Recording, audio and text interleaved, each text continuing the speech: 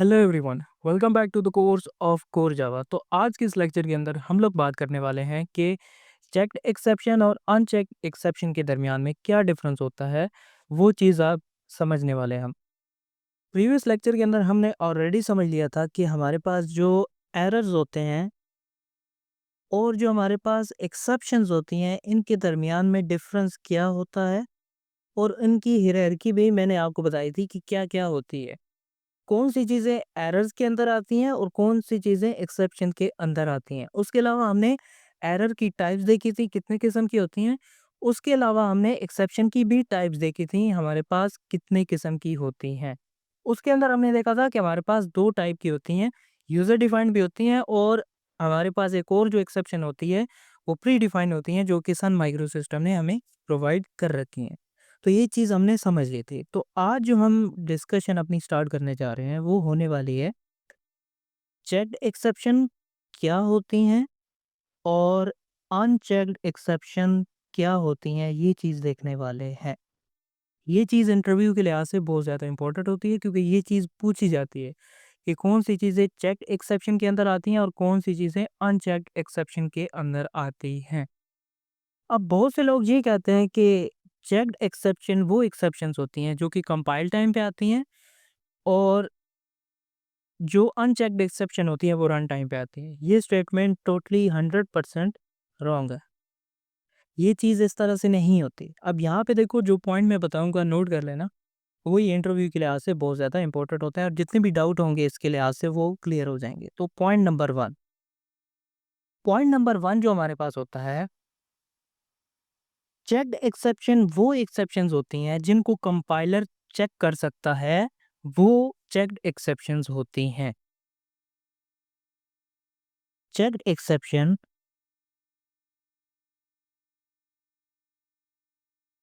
or the exception that the compiler can check। वो exception जिनको compiler check कर सकता है, वो एक्सेप्शंस इसके अंदर आती हैं। तो इसको अगर प्रॉपर वे में हम इसको यहाँ पे नोट डाउन करें, तो इसका जो सेकंड पॉइंट है वो अनचेक्ड एक्सेप्शन के लिहाज से ही है। तो अनचेक्ड एक्सेप्शन हमारे पास कौन सी होंगी जिनको कंपाइलर चेक नहीं कर सकता। तो यहाँ पे देखो, unchecked exceptions is the exception that the compiler cannot check। तो जिनको कंपाइलर चेक नहीं कर सकता, वो अनचेक्ड एक्सेप्शंस के अंदर आती हैं। तो कंपाइलर कैन नॉट चेक। तो जिनको कंपाइलर चेक नहीं कर सकता, वो अनचेक के अंदर आती हैं, और जिनको कंपाइलर चेक कर सकता है, वो चेक्ड एक्सेप्शन के अंदर आती हैं। ये आता है पॉइंट नंबर 1, जो कि बहुत ज़्यादा इंपॉर्टेंट है। इसको याद रखना। ठीक है, दोबारा समझो कि हमारे पास जो एक्सेप्शंस कंपाइलर चेक कर सकता है, वो चेक्ड एक्सेप्शन के अंदर आती हैं, और जिनको कंपाइलर चेक नहीं कर सकता, वो अनचेक्ड एक्सेप्शन के अंदर आती हैं। ये आता है पॉइंट नंबर 1। तो यहाँ पे देखो, पॉइंट नंबर 2 जो कि चेक्ड एक्सेप्शन के लिहाज से है। अगर हम अगर हम चेक्ड एक्सेप्शन को रिपोर्ट नहीं करते, यानी कि कोई भी मेथड है, उसको हम बताते हैं कि ये वाला मेथड जो है, ये वाली एक्सेप्शन थ्रो कर सकता है, तो हमारा प्रोग्राम कंपाइल हो जाता है। उसके लिए कीवर्ड होते हैं हमारे पास। अगर मेरे पास यहाँ पे देखो, एक मेरे पास मेथड है पब्लिक वॉइड फेच डिटेल के नेम से। अब इसका काम क्या है, यूजर की डिटेल को फाइंड करना। अब जो भी यूजर की डिटेल है, अगर वो डेटाबेस के अंदर है ही नहीं, फिर वो क्या करेगा, उसने क्या करना है, एक्सेप्शन थ्रो करनी है। तो अगर वो आती है चेक्ड एक्सेप्शन, तो उसके लिए हम कुछ कीवर्ड यूज़ करते हैं। अभी के लिए यहाँ पे देखो, थ्रो कीवर्ड होता है हमारे पास। तो थ्रोज कीवर्ड जो होता है, वो क्या करता है कि वो चेक्ड एक्सेप्शन एक्सेप्शन जो हमारे पास होती है, उसको थ्रो करने के लिए होता है। तो यहाँ पे पॉइंट नंबर 2 जो हमारे पास है, उसका मतलब ये है कि अगर जो चेक्ड एक्सेप्शंस होती हैं, उनको अगर हम रिपोर्ट नहीं करते, रिपोर्ट मैंने आपको बताया कि जो थ्रोज कीवर्ड लिखते हैं किसी भी मेथड के साथ, उसका मतलब होता है रिपोर्ट करना। तो अगर हम वो नहीं लिखते तो उसका मतलब ये होता है कि वो कंपाइल नहीं होगा। ये होता है पॉइंट नंबर 2। दोबारा से समझो कि जो हमारे पास चेक्ड एक्सेप्शंस होती हैं, अगर हम उनको रिपोर्ट नहीं करते तो हमारा प्रोग्राम कंपाइल नहीं होगा। उसी टाइम पे वो एरर शो कर देगा। दूसरी साइड पे हमारे पास जो अनचेक्ड एक्सेप्शन का इसी से रिलेटेड पॉइंट है, वो पॉइंट ये होता है कि अगर हम अनचेक्ड एक्सेप्शन को रिपोर्ट नहीं करते, हमारा प्रोग्राम कंपाइल हो जाएगा, रन टाइम पे वो एक्सेप्शन को थ्रो कर देगा, लेकिन वो कंपाइल हो जाता है। ये हमारे पास पॉइंट नंबर 2 आता है। तो दोबारा से देखो, यहाँ पर पॉइंट नंबर 1 हमने क्या देखा कि चेक्ड एक्सेप्शंस वो होती हैं जो कि हमारे पास कंपाइल टाइम पे अकर होती हैं। अनचेक्ड एक्सेप्शन वो होती हैं जो कि रन टाइम पे अकर होती हैं जब हम प्रोग्राम को रन करते हैं। सेकंड पॉइंट हमने क्या देखा कि हमारे पास अगर हम चेक्ड एक्सेप्शन को रिपोर्ट नहीं करते तो हमारा प्रोग्राम कंपाइल नहीं होता। अगर हम अनचेक्ड एक्सेप्शन को रिपोर्ट नहीं करते तो वो हमारा प्रोग्राम कंपाइल हो जाता है, लेकिन रन नहीं होता। तो ये चीज़ है आपको ध्यान में रखनी। अब आता है हमारे पास पॉइंट नंबर 3। पॉइंट नंबर 3 जो हमारे पास होता है, अगर हमारे पास चेक्ड एक्सेप्शन है, उसको हैंडल करना है तो उसके लिए हमारे पास कुछ कीवर्ड्स होते हैं। तो यहाँ पे देखो, टू हैंडल चेक्ड एक्सेप्शंस।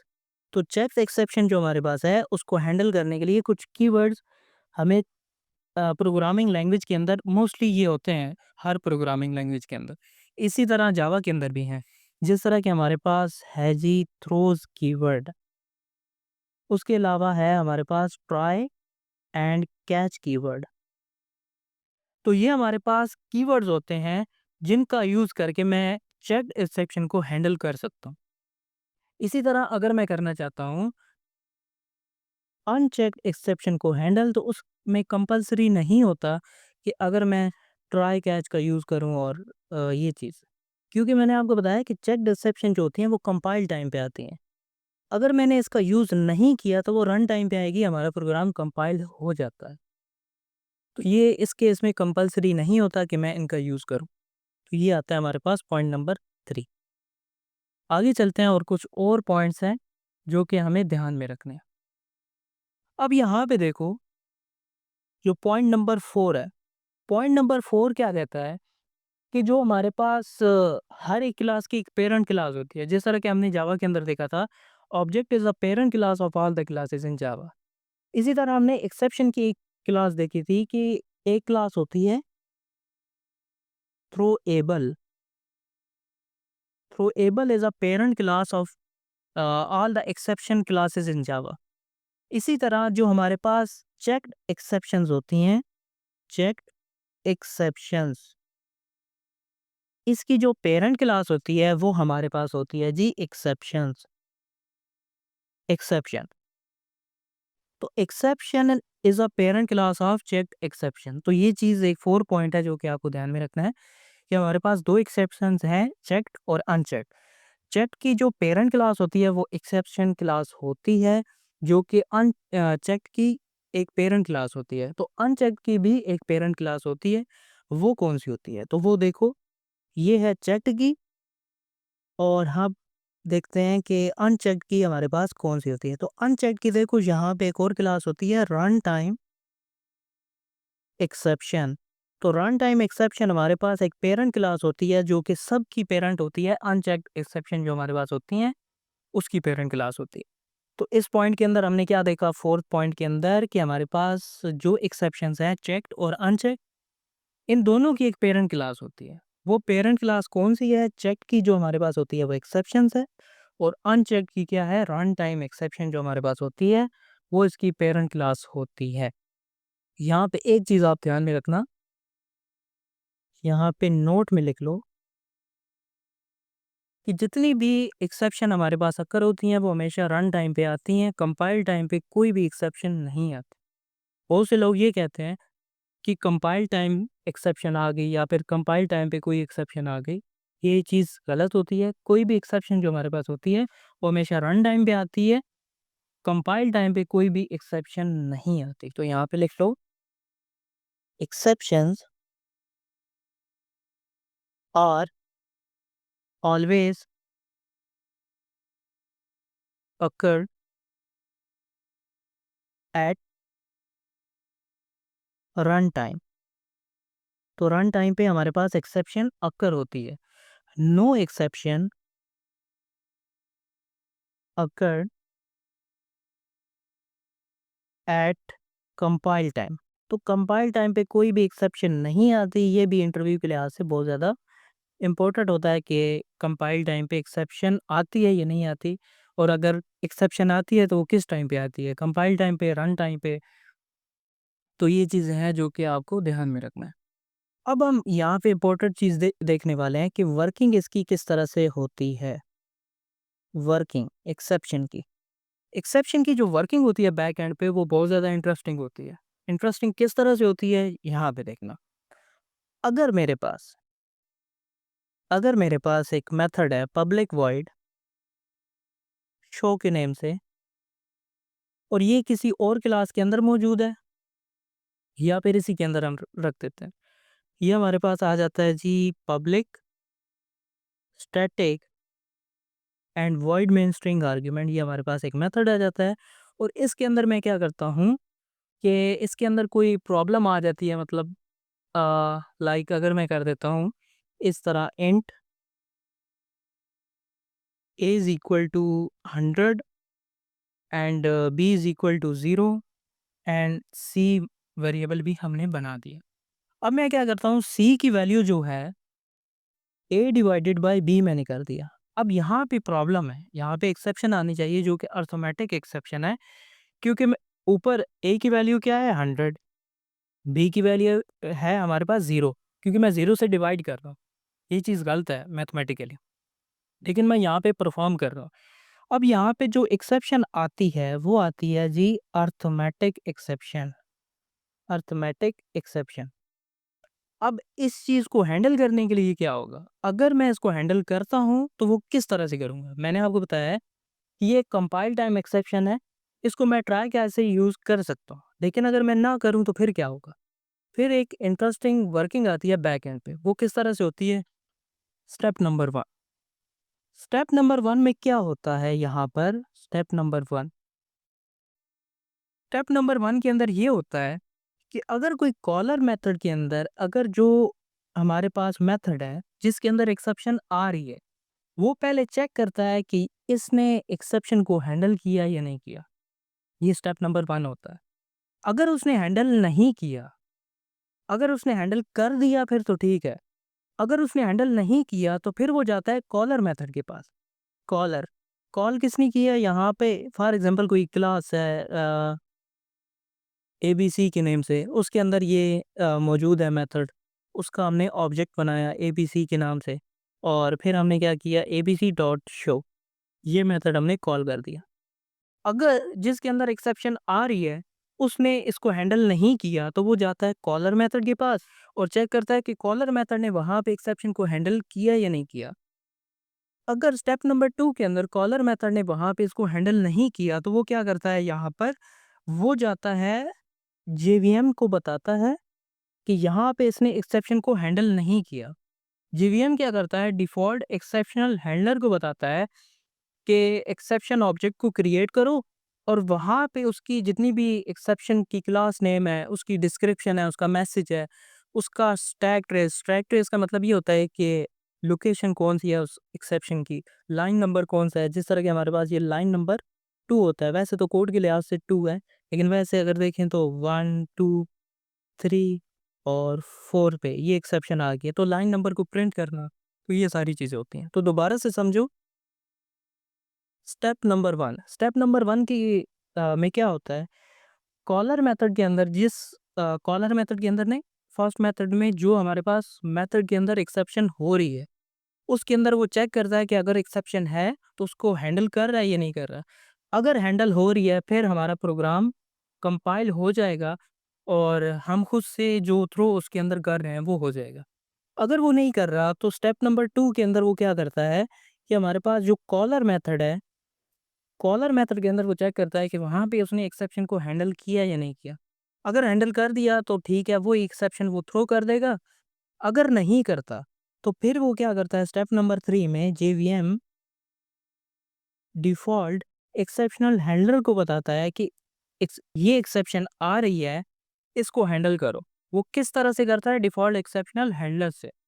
तो वो डिफ़ॉल्ट एक्सेप्शनल हैंडलर जो हमारे पास होता है, एक एक्सेप्शन ऑब्जेक्ट को क्रिएट करता है। वो ऑब्जेक्ट को क्रिएट करता है जिसके अंदर 3 चीज़ें होती हैं हमारे पास। एक्सेप्शन का नेम क्या होगा, उसके अलावा हमारे पास जो अ, उसकी डिस्क्रिप्शन आ जाती है, डिस्क्रिप्शन यानी कि क्यों एक्सेप्शन क्रिएट हमारे पास अकर हुई है, एक्सेप्शन का नाम क्या है, उसकी डिटेल क्या है, तो ये चीज़ है। थर्ड में हमारे पास आता है लाइन नंबर, या फिर इसके अंदर लोकेशन भी आ जाती है, तो ये भी हम कह सकते हैं कि हमारे पास लोकेशन, यानी कि जहाँ पे एक्सेप्शन अकर हुई है वहाँ पे उसका लाइन नंबर क्या है। तो ये इसकी वर्किंग होती है एक्सेप्शन की हमारे पास, जो कि डिफ़ॉल्ट एक्सेप्शनल हैंडलर में अ, होती है अगर हम उसको हैंडल नहीं करते। इसके अलावा यहाँ पे एक थ्रो कीवर्ड होता है। थ्रो कीवर्ड हम क्यों यूज़ करते हैं? थ्रो कीवर्ड हमारे पास यूज़ होता है कोई भी एक्सेप्शन को प्रोग्रामेटिकली क्रिएट करने के लिए हम थ्रो कीवर्ड का यूज़ करते हैं। तो ये सिंपल सी इसकी डेफिनेशन होती है, जो कि आपको ध्यान में रखनी है। तो यहाँ पे देखो, throw keyword is used to create exception object programmatically. तो प्रोग्रामेटिकली अगर मैं एक्सेप्शन का कोई भी ऑब्जेक्ट बनाना चाहता हूँ, तो उस केस में मैं थ्रो कीवर्ड का यूज़ करता हूँ। तो मैं किस तरह से यूज़ करता हूँ, इसका सिंटैक्स देखो। थ्रो का कीवर्ड लिखता हूँ, न्यू कीवर्ड यहाँ पे लिखता हूँ, और कोई भी एक्सेप्शन क्लास का नेम है जो कि हमने खुद से बनाई है। लाइक अगर मैं ये कोई भी क्लास बनाना चाहता हूँ कि user not found, user ID not found, user product not found, तो वो एक्सेप्शन मैं खुद से बना के और थ्रो कीवर्ड से मैं थ्रो कर सकता हूँ। और यहाँ पे एक और पॉइंट है कि थ्रो जो हमारे पास यूज़ होता है, ये मेनली यूज़ होता है यूज़र डिफाइंड एक्सेप्शन के लिए, जो कि मैंने आपको बता दिया कि अगर हमने कोई खुद से एक्सेप्शन बनाई है, तो उस केस में हमारे पास मैं इसको यूज़ करूँगा थ्रो कीवर्ड को। उसके अलावा हम किस तरह से एक्सेप्शन को हैंडल कर सकते हैं, वो हमने ऑलरेडी चीज़ देखी है, लेकिन दोबारा से देख लो। Handle exceptions by using two ways. 2 चीज़ों से हम एक्सेप्शन को हैंडल कर सकते हैं। फर्स्ट जो हमारे पास आता है, थ्रोज़ कीवर्ड का हम यूज़ करेंगे, एंड सेकंड वन इज़ हम यूज़ करेंगे जी ट्राई एंड कैच ब्लॉक का। ट्राई एंड कैच ब्लॉक का हम यूज़ करते हैं, जिसके अंदर ट्राई के अंदर क्या होता है, रिस्की कोड होता है, जिसके अंदर कोई रिस्की कोड का मतलब ये होता है कि अगर हमें ये लगता है कि इस कोड के अंदर कोई एक्सेप्शन आ सकती है, तो हम क्या करते हैं, वो कोड ट्राई के अंदर लिख देते हैं, और जो एरर आएगा उसको हैंडल करने के लिए जो कोड होता है वो कैच ब्लॉक के अंदर आ जाता है। और जो थ्रोज़ कीवर्ड होता है वो क्या करता है कि उसे मेथड के अंदर जो एक्सेप्शन आ सकती है, उसको सिंपल वहाँ पे थ्रो कर देता है। तो ये चीज़ें होती हैं हमारे पास। अ, चेक्ड एक्सेप्शन और अनचेक्ड एक्सेप्शन के दरमियान में क्या डिफरेंस होता है? आने वाले लेक्चर के अंदर हम लोग देखेंगे कि ट्राई कैच को हम इम्प्लीमेंट किस तरह से कर सकते हैं, और इसका फ्लो डिफरेंट वेज हमारे पास होते हैं। इनके कॉम्बिनेशन होते हैं, try with catch, try with resource और ट्राई विद फाइनली। इनका फ्लो क्या होता है, ये चीज़ देखेंगे। तो इस वीडियो के लिए इतना ही, मिलता है नेक्स्ट वीडियो में, तब तक के लिए।